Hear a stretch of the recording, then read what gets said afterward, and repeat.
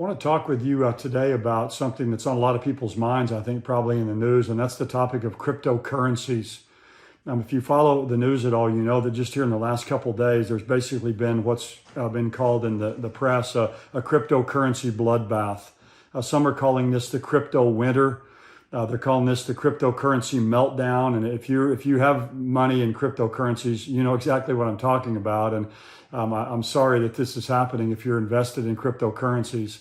They're saying that cryptocurrency right now seems to be in a death spiral. About $200 billion has been wiped off the books in one day in cryptocurrency markets. There's a lot of headlines out there. You can get online and see these. One that I read, it says Tether and Luna. These are a couple of these cryptocurrencies. Their plunge could lead to a global crypto regulators. There's another article in the Daily Mail that says the cryptocurrency bubble bursts. But is it a sign of stock market crash to come? There are all kinds of memes that are showing up everywhere where people have, HODL, which is hold on for dear life. Basically, people have lost really all their money. Many people have in these cryptocurrencies. The Daily Mail says this: digital investors lose fortunes as Ethereum sheds 20% of its value in 24 hours. Luna, this is another cryptocurrency, drops 98%. And by the way, today, as of today when I'm doing this, Luna has basically dropped to zero. It's basically worthless. And there's other one named Terra that has dropped dramatically as well. So basically Luna, there's a total wipeout. Another one called Terra has fallen 99%. And to show you kind of how dramatic this is, the wife of Luna's founder is seeking police protection. People have tried to break into their house and harm them because they're so upset over what's happening. People online are talking about they've lost everything in this. There are people that are, threatening suicide. It kind of is reminiscent of the stock market crash, back that spawned the Great Depression. As people have lost everything they've had, people say, I'm going to be homeless, because of this. Bitcoin, of course, is kind of the original one of these cryptocurrencies. Bitcoin was founded in 2009. And of course, hundreds of these cryptocurrencies have come online since that time. But Bitcoin's lost about 50% of its value over the past 6 months. The world's second largest cryptocurrency after Bitcoin is Ethereum.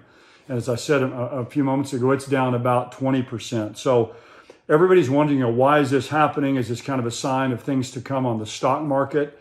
Most of the people I've read basically just say it's kind of like with everything else. It's rising inflation and rising interest rates that are driving down the cost and the price of these cryptocurrencies. The cryptocurrencies, if you don't really know what they are, they're kind of complicated, I think. I'm sure there's people who have them figured out. I know Warren Buffett, the sage from Omaha, he says he doesn't even understand cryptocurrencies. So if he doesn't understand it, I don't feel badly that I don't understand it either. But basically, one article says this: cryptocurrencies are a form of digital money that uses mathematics to create a unique piece of code that customers invest in.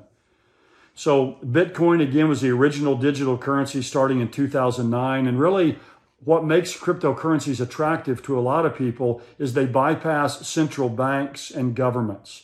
They're popular because they remove the role of central banks and governments from the supply of money. So basically, cryptocurrency is a decentralized digital currency. And so that's one of the things that really makes it attractive to investors. People don't want government control over their money. That's made it popular. Now, countries or nations are coming out with central bank digital currencies that are controlled by their government. I mentioned this a few weeks ago in one of our videos that on March the 9th, President Biden issued an order for the Department of Treasury and others to look into establishing a digital dollar. And of course, the digital dollar then can be tracked and traced. It's programmable, but people want to get out of that and they want to be in these cryptocurrencies. Now, the problem is with what's happening now with these cryptocurrencies, again, this is a very predictable thing, is that the government now has moved in and is wanting to take control over these cryptocurrencies. So when this kind of disaster takes place, immediately people want to move in and begin to regulate and take control. So one of the articles says this. It says, on Thursday, the chair of an international financial watchdog, said that he expects there'll be a global cryptocurrency regulatory body within the next year. In light of recent panicked freefall of multiple stable coins, they say we probably need one.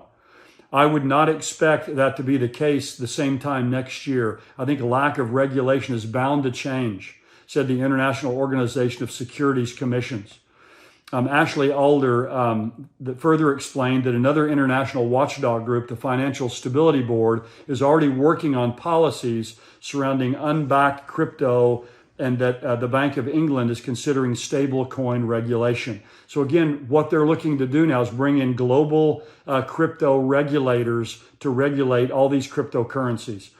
Another article that I read says this. It says, earlier this week, U.S. Treasury Secretary Janet Yellen also independently called for an urgent regulatory framework to manage stable coins, highlighting the plight of Terra and Luna. In the testimony before the Senate Banking Committee, Yellen and Republican Senator Pat Toomey further talked about getting regulations passed before the end of 2022. So again, it is really predictable in any situation like that in our world today. Whenever there's a crisis, there always is a move for greater government control. There's kind of a cycle or a pattern that we can see here that happens in our world today. There's calm, and then there's some crisis that takes place. And then after the crisis takes place, there's chaos. And out of the chaos comes greater government control. It's a cycle that we're seeing played out over and over again. And I think this is paving the way for ultimately the global economy, the global government of the final Antichrist. Think about this is exactly what happened with COVID.